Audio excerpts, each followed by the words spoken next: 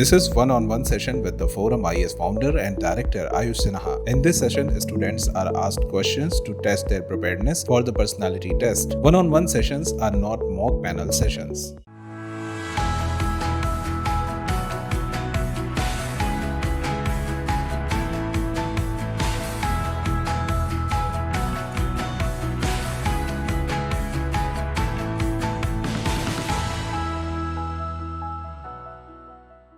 Ruhani Seth. Yes.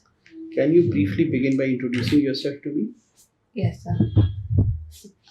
So I have done my graduation and You post-graduation. can repeat your name also, not a problem. Okay. Sir, I'm Ruhani. I stay in Gurgaon with my parents. I have done my graduation and post-graduation in economics. Both my parents are teachers in Delhi Government School. I have a younger brother. He is working as a research engineer at CDOT. And sir, I am a part of the Indian Economic Service, currently posted at Niti Aayog. Right. When you are a part of Indian Economic Service, Yes.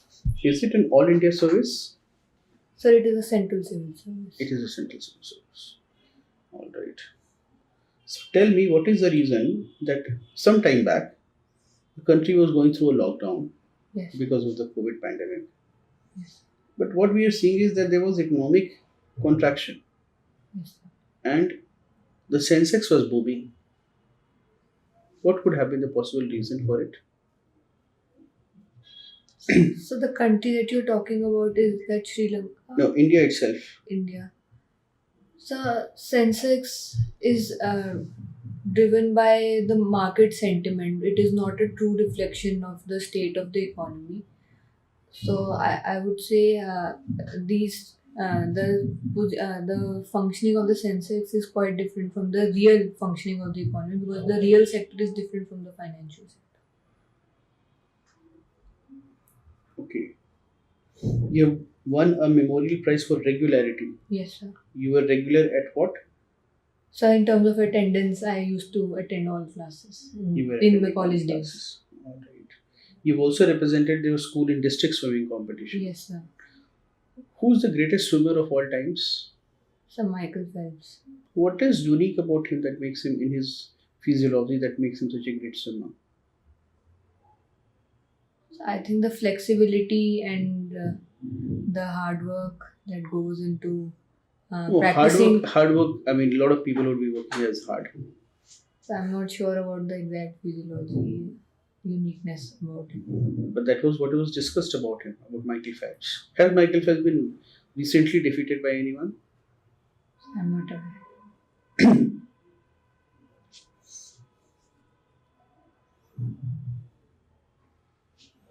What does spirituality mean to you, Ruhani?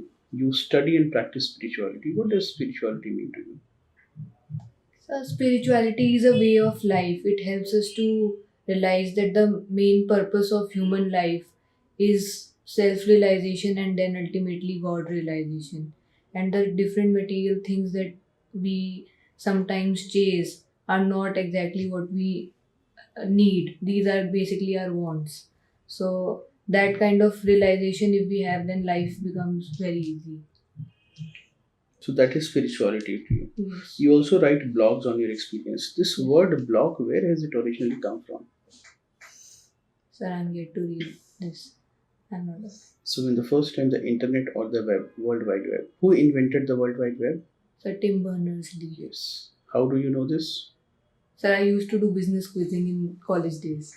Okay. So when he invented the World Wide Web, Yes. a lot of people started writing, leaving logs on the internet or the web. Okay. So the web log, Okay. and then we blog, and then blog. Okay. Thank you. What platform do you use for blogging? So WordPress. You use WordPress. What is the name of your blog, if I may ask? So I've titled it Learning by Doing. Learning by doing. All right. Any particular experience you have narrated there? Yes, sir. A lot of my experiences that I've gained in some official visits that I went to Narmada district of Gujarat for a study, and also the different experiences that I get to see in my office. It's a think tank, very dynamic place. So all that I have documented. What is the latest news or update on macroeconomy, which is one of your hobbies? So macroeconomy, the latest is that G20 India is chairing, and we would be driving discussions on different themes which can impact the world. Also, sir, in terms of financial world, India is looking for uh, uh, different kinds of agreements with different countries where we can do trade in rupee terms, so that our dependence on dollar reduces. Ronnie, can you tell me what is the difference between a businessman and an entrepreneur? So, entrepreneur is somebody who starts from scratch and uh, and brings up a really innovative idea and scales it up. On the other hand, business is something that one can take over from their family or even start from scratch. So, business is wider, and entrepreneur can also do things as a hobby and start things as a hobby and may or may not commercialize it. But a businessman's main motive is profit, and that is how a business runs. But it can also be based on values.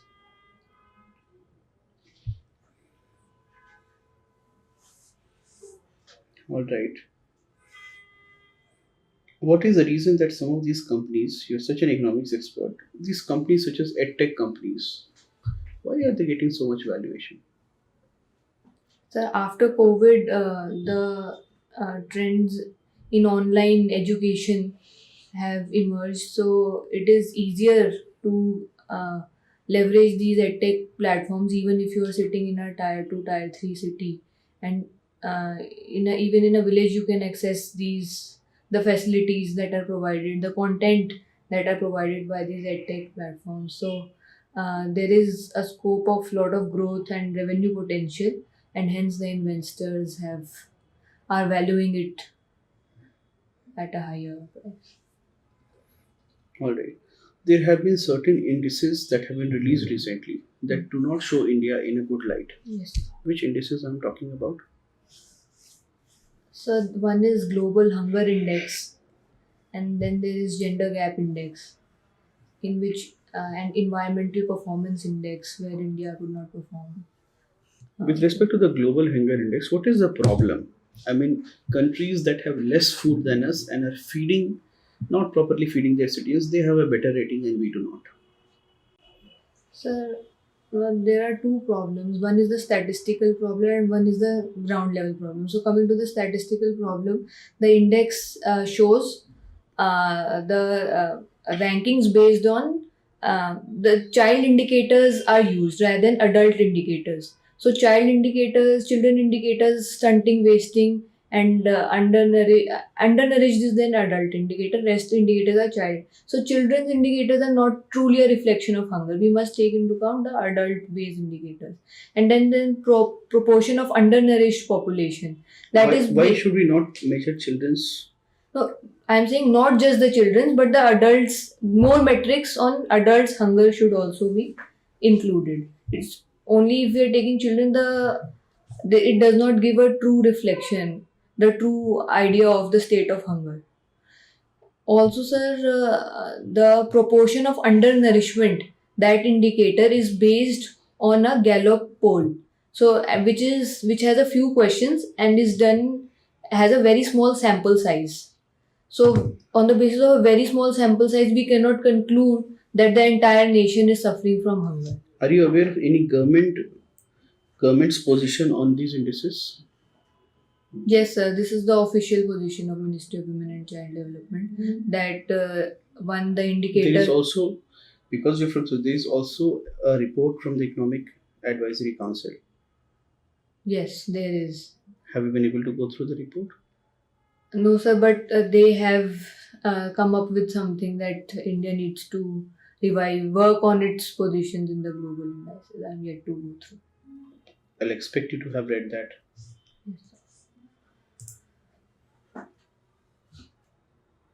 You have been serving as a brand ambassador. What is the difference between a high commission and an ambassador? So High Commission is for the Commonwealth countries where the British had colonized the respective countries, and the other countries we call our ambassadors as ambassadors.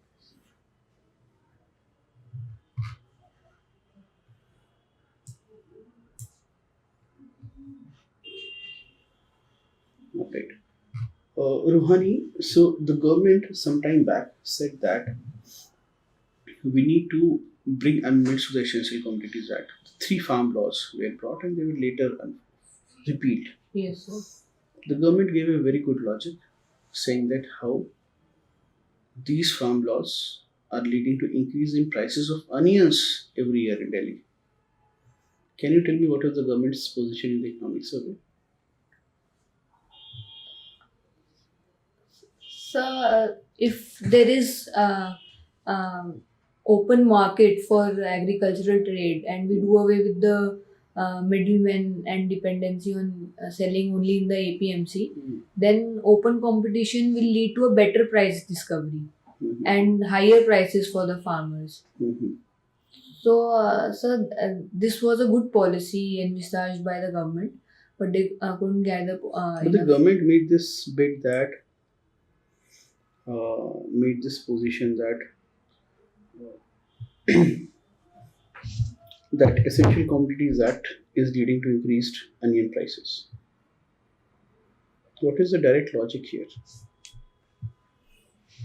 So, Essential Commodities Act prevents hoarding. So, if hoarding happens, then prices will go up.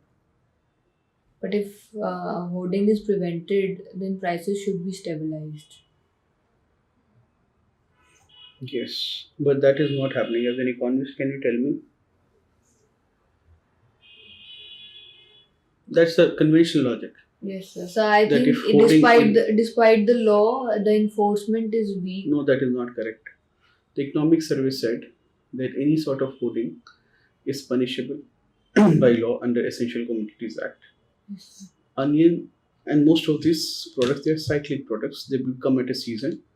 What is expected is that the market, invisible hand of the market, will ensure that when there is a surplus, the prices go down, and if there is an increase in prices, then more people will be selling.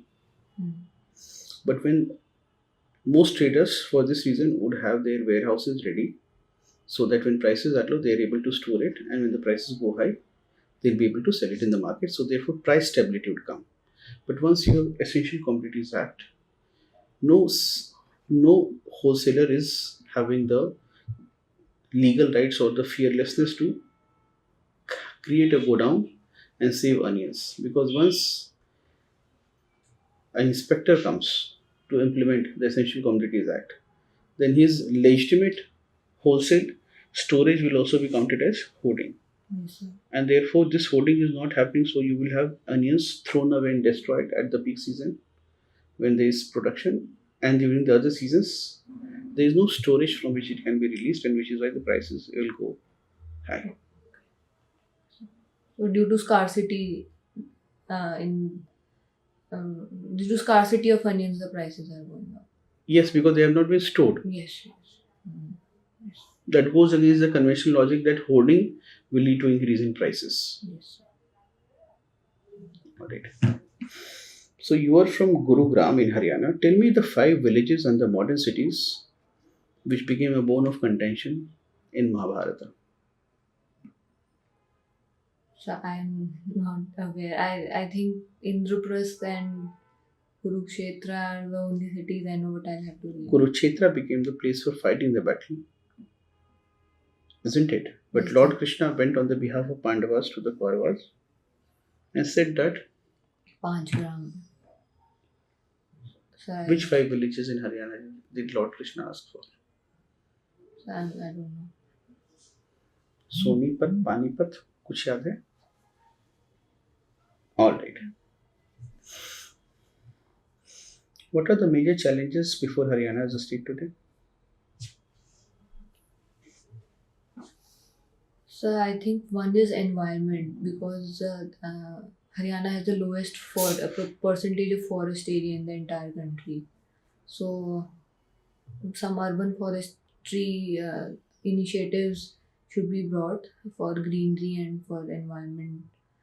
Uh, Is that really the biggest challenge before Haryana as a not state? the not no, it is not the biggest, but it has some important implications on climate change and health of citizens, given that our pollution is increasing. So this is one of the challenges that Haryana faces. Second is attracting investments for infrastructure upgradation. So lot of urban flooding in cities and congestion in cities needs to be dealt with. So, and prominently Haryana is an agricultural state. So, good. We must try to ensure good exports, but also ensure that problems like stubble burning can be tackled. Said that what is the reason behind, despite prosperity and good education levels, what is the reason behind high cases of female feticide and infanticide in Haryana? So, I think it's the mindset problem. Despite programs like Beti Bachao, Beti Padhao, still, What is the reason? What is the reason behind this mindset? so I think it's just the cost of bringing up a girl child is substantially higher. Why? So one in terms of safety security of a girl, then investing in her education, but investing in a boy's education also entails that much cost. But so again sending her out for education, ensuring proper security, then arranging enough money for her dowry and marriage. So all these entail a lot of costs, so that is why a girl is thought of as a costly proposition. In eastern India, you do not have such cases, female feticide and infanticide. Yes, Do sir. we have less patriarchy in East India? Yes, sir. So they have a matrilineal society, and I'm talking about Purvanchal, Eastern Uttar Pradesh, Bihar also does not have female feticide and infanticide. so I think there the women empowerment is higher, and which is not the case in Haryana. No, that is not correct. Some people say, or the government says that is because there is low per capita income and not access to tools and technology such as ultrasound machine is not high. Secondly, patriarchy manifests itself differently in those regions. Can you tell me how it manifests differently in Eastern India? Otherwise, You have the problem of meta-son preference, continuously having children until a son is born, therefore too many unwanted girl children. yes, Then while in Haryana, once a daughter is accepted, there is no differentiation between the boy and girl when it comes to her education, at least primary education, yes, or in nutrition terms. yes, But in Bihar and Uttar Pradesh, women will have to compete.